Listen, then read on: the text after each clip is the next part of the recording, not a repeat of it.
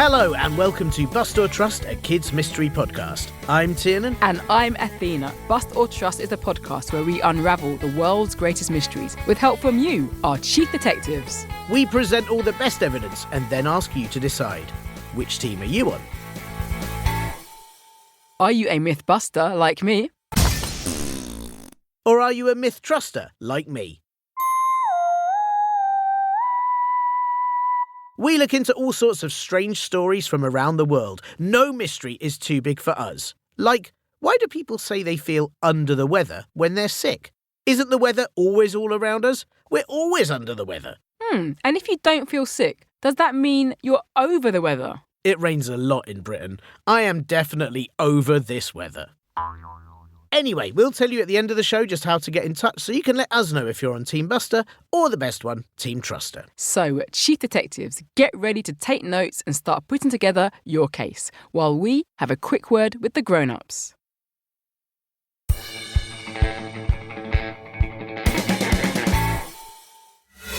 The case. Meow. Tiernan, did you bring a cat to work today? Meow. Hey, it's you meowing like a cat. Why are you making cat noises? I was reading about our case this week, Reincarnation. Some people think when you die, your soul leaves your body and comes back in a new form. This idea is called reincarnation. Wow, thank you for explaining the theory of reincarnation. But you haven't explained why you're meowing or licking your hands like they're paws. Oh, stop, you're going to make everything icky. Well, after reading about souls coming back, but in a different form, I was wondering if I'm actually just a new version of my granddad's cat, Mitzi. Well, you do like to take naps during the day. You see? And you find it hard to walk past trees that look climbable. Oh, I love climbing a good tree. And milk makes you feel funny too. It's true. I am Mitzi. Oh, Mitzi, I've missed you. Stop hugging yourself. You're not a cat, Tiernan. Everyone loves a nap. Plus squirrels climb trees. Does that make you a squirrel? Oh, I could be the reincarnation of a squirrel. But Mitzi always looked so cute in the black and white pictures I used to see of her. I really want to know what happened to her soul. Tiernan, no one knows for sure what happens to our souls when we pass, or even if we have souls. But I do know you are not a reincarnated cat. You're just a guy who has a slight intolerance to milk. Well, I still think it's worth looking into. Why don't you tell everyone what we do know about reincarnation whilst I jump off that table and see if I land on my feet? Oh, Tiernan, don't jump off the table. Let's go through some facts before you start leaping off furniture. Like Tiernan said, people who believe in reincarnation believe that every living thing has a soul. When we die, our bodies may no longer survive, but the soul lives forever. Some souls are able to come back to life in the body of someone or something else. You see, most of the time, when we think of reincarnation, we think of humans coming back as humans again. But some people believe you can come back in the body of any animal, like a kangaroo or even a zebra. Lots of people from different faith systems all around the world believe in reincarnation. It is central to Hindu, Buddhist, and Sikh beliefs. Followers of these religions believe that you can be reincarnated over and over again. They also believe that bad things you do in your life will come back to haunt you in your next life. This is often referred to as karma. Reincarnation is also popular in other faiths that are sometimes called New Age beliefs, an alternative to the more traditional religions. These faiths are popular in Western societies. A lot of New Age thinkers see reincarnation as a process of someone becoming more connected with the world and universe. Some believers in reincarnation don't follow any belief system. But after suffering a bereavement, that's when someone you care about dies. They might start seeing behaviours of their loved one in someone else they meet or even in an animal. The coincidences are often so great, people think the only explanation is reincarnation. You see? I am Mitzi. Meow. It's up to our chief detectives to decide whether reincarnation is real, and I suppose whether you might be a cat. Well, I've got a feline, they'll side with me on this one. It's time for piece of evidence number 1. First piece of evidence. The first piece of evidence is the really sad story of 2 sisters who died in England in 1957. Joanna Pollock and her sister Jacqueline were only 11 and 6 years old when they were tragically killed in a car accident. It was all over the news and in all of the papers. Oh, that makes me so sad. It's a terrible story, and imagine how her parents felt. They were called John and Florence, and a year later they had a set of identical twins. They named them Gillian and Jennifer. They were really fortunate to have more children. That must have helped them live with their grief. Well, it did, until some odd things started to happen. Firstly, they noticed Jennifer had birthmarks that were identical to their sister Jacqueline, who died in the accident. Well, birthmarks are genetic, and their new children would have had the same genes? Yeah, but the coincidences were not just genetic. John and Florence moved house when the twins were 2, but they returned a few years later. Their twins had memories of places from their old neighbourhood, even though they'd never been there or had only seen them as babies. The only ones who would have known about those places were their older sisters, who'd tragically passed away. The twins also started asking for their old toys. Their parents didn't understand what they meant until they realised they were asking for toys that Jacqueline and Joanna had owned. There was no way the twins could have known about those toys. They were either given away or stored in a place that they couldn't possibly have seen them. That is strange, but maybe they remember the toys from old pictures. Plus, this was the 1950s. It's not like now, where you have slime, stacking cups, footballs, tablets, games consoles. I bet they just asked for the same toys as their sisters because there were fewer toys to choose from back then. You're right. Being a kid in the 2020s is a lot more fun than being a kid in the 1950s. But it wasn't just the fact that they asked for the toys. When their parents let them play with those old toys, they played in exactly the same way as Jacqueline and Joanna had. Even sharing them between themselves and taking turns in the same way. How do you explain that? Maybe, subconsciously, their parents encouraged it without realising. So, if there were 6 dolls and 3 belonged to Jacqueline and 3 belonged to Joanna, they might have split them up in the same way when giving them to the twins. That would encourage the twins to play in the same way. But there's more. As Gillian, the younger twin, grew older, she started asking to play in a sandpit, saying she had memories of herself playing in one. When she told her parents what the sandpit and the house looked like, they were amazed. She'd described a sandpit in the garden of a house she'd never been to, the same house where her older sisters had lived before they'd passed away. Plus, there are a number of other coincidences too. There were no incidents of twins in any of their families. The likelihood of their parents having twins again was really low. So don't you think it's a big coincidence that a couple that has an extremely low chance of having twins had a pair just a year after losing 2 children? I can completely see why people would want to see this as more than a coincidence. Their parents must have been heartbroken when their daughters passed away. Sometimes, when people are going through really hard times, they may believe in certain things that help them cope with the pain. Some people go through something called post-traumatic stress disorder, or PTSD, after experiencing something really awful. PTSD can make it hard for someone to think clearly and process what has happened, which might explain why they were more likely to believe that something paranormal was going on. Yeah, but even though Florence was grieving her daughters, she didn't believe in reincarnation because she was a strict Catholic, and reincarnation is not part of that religion. However, she changed her mind when one day she found the twins talking about Jacqueline and Joanna's accident. They seemed to remember details that described the tragedy really accurately. So, Florence didn't start believing in reincarnation as a response to her grief. She was reacting to what she could see and hear with her own eyes. But the twins didn't have to remember this information from a past life, though.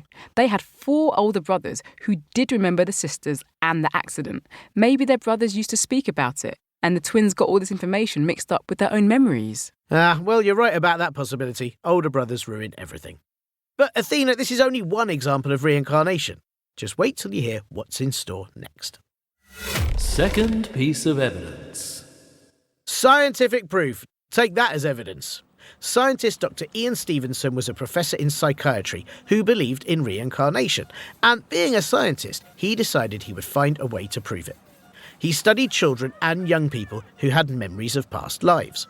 His process was really simple. He would take the testimonies of children who claimed to remember past lives and then fact-check them meticulously. That's when you do something really slowly and carefully so you know it's all done perfectly. He recorded over 2,500 cases of children from all around the world who could remember their past lives. They shared details that Dr. Stevenson checked and found to be true. With so many stories, it's hard to believe this is just a coincidence. It might not be a coincidence, but it's important to remember that Dr. Stevenson focused a lot on children. Sometimes kids can be easily influenced and may say things because of what they hear or see. So, even if Dr. Stevenson didn't mean to, he might have accidentally influenced their memories. Well, I think our chief detectives would argue with you about children being easily influenced. But Dr. Stevenson isn't the only expert who researched this topic. Dr. Jim Tucker is another psychiatrist who conducted the same research. He has the testimonies of thousands of children who can remember past lives with accurate detail. The children in his study can name things like places, events, locations, and even names from their previous lives. There's no explanation for this other than reincarnation. But the same still applies. He could have fed the children the information or influenced them too. Dr. Stevenson's work was examined by other scientists. They said his studies weren't reliable because they weren't controlled. That means he didn't follow a strict process. For example, he might not have asked all the children the same questions or interviewed them in the same places. Some people also said he asked the children leading questions. This is a very clever way of asking a question which changes how someone answers. For example, don't you just love working with me, Tiernan? Oh, I enjoy it loads. Right, now answer this question. What are your thoughts on working with me? Ah, I see. The first question suggests already that I enjoy working with you, but the second question asks for my thoughts without there being a suggestion of how good it should be. You didn't influence me though, Athena. I really like working with you because you listen to all my lovely evidence, even if you are on Team Buster. I'm going to influence you once and for all, though, with the third piece of evidence. Third piece of evidence. No one knows who first came up with the idea of reincarnation. That's great, but how is that evidence? Because that means belief in it has been around for a very long time, throughout human history. We can find it in ancient Indian literature and philosophy, in ancient Egyptian and Greek beliefs, and also the Celtic Druids who lived in the British Isles thousands of years ago. They were thought to believe in rebirth. You name the ancient or modern people, you'll find a belief in reincarnation. Buddhists, Vikings, indigenous American peoples. It's been a firmly held belief in cultures and religions all around the world. Do you know why? All right, go on, tell me. Because they clearly have seen examples of it. It crossed cultures and continents because it's part of being a human. If all humans have a soul and all souls come back, then over the thousands of years of human existence, different cultures have been able to observe it and document it. But what if they weren't all observing the same phenomenon? What if they were just trying to explain the same thing? It's always a terrible thing when someone dies. Everyone throughout history would have liked the idea of someone coming back to Earth. I think it's a natural response to the loss of life. When you lose something, naturally, you want it to come back. Well, nice way to explain away 6,000 years' worth of evidence, Athena. It's very convincing evidence, Tiernan. But you know what puzzles me? If you get to come back to Earth after you die, how do you decide what to come back as?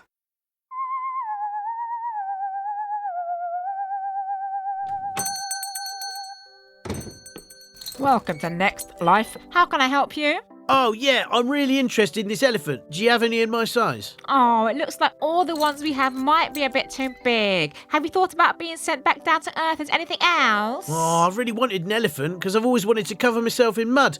I used to get in trouble for that in my past life as a cleaner. Oh, mud, you say? We just had a pig delivery. Have you thought about inhabiting a bit of pig? I hear they're as happy as anything when they're in mud. Oh, it lacks a bit of majesty. Do you have anything more exotic? I'd like an animal with the wow factor. Okay, mud, wow factor, rhinoceros? Nah, too many ticks. Hippo? Too many of those little birds that eat the ticks. Warthog? That's just an exotic pig. I really need to choose something soon. I want to be back on Earth in time for Fast and the Furious 38. And you still want mud with wow factor. Ah, I know just what you should be sent back as. Whoa, I never thought I'd want to come back as a human again, but that was before I knew rolling around in mud is an actual sport. Woo! Oi, the sport is not called rolling around in mud. It's called mud wrestling. Get up so I can beat you up. Excuse me, can I do an exchange? I have a receipt. Woo, hello. Let's have ya. Rah! Ah!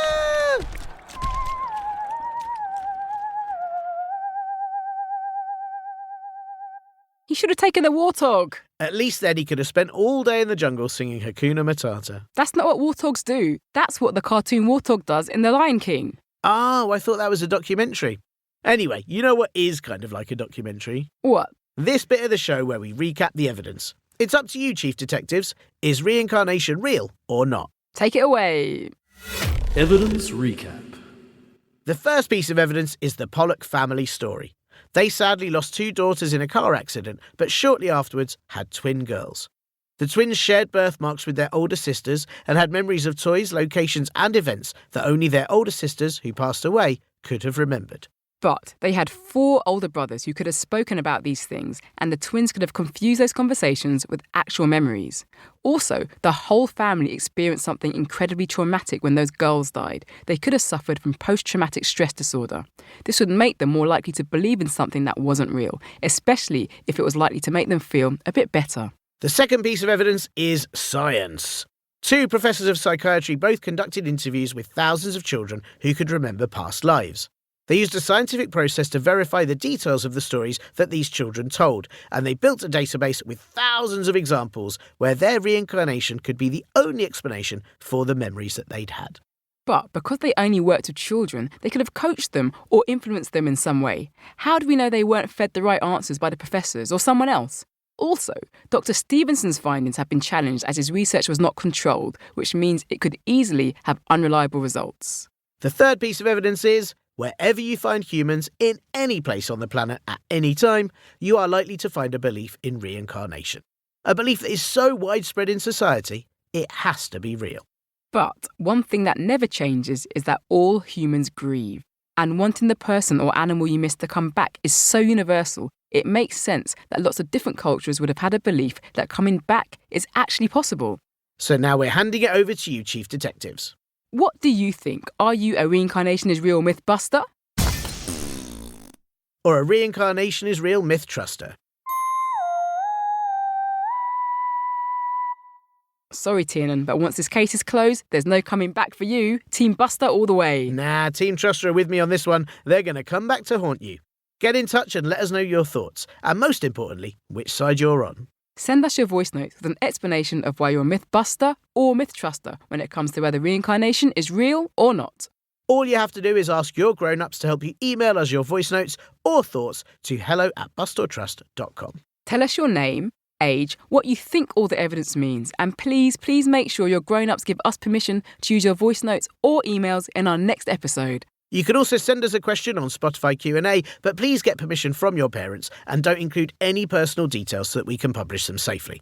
We won't always be able to use all of them. But we do love to hear them, and here are some thoughts from you lot, our chief detectives, on the last few episodes. Hi, I'm Joey. Hi, I'm Billy. We are 8-year-old twins. We are Mythbusters about all of them.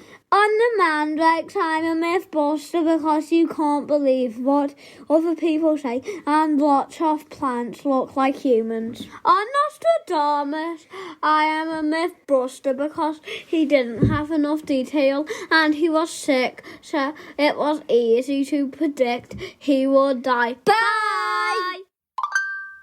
Fantastic. I'm so pleased that they managed to go through the evidence, and guess what? They both came to the same conclusions. They're both busters. Well done. I can't believe that both twins are both busters. That is unbelievable. But well done, Billy and Joey. You've really thought about both cases, even if I'm slightly annoyed you're not on Team Truster.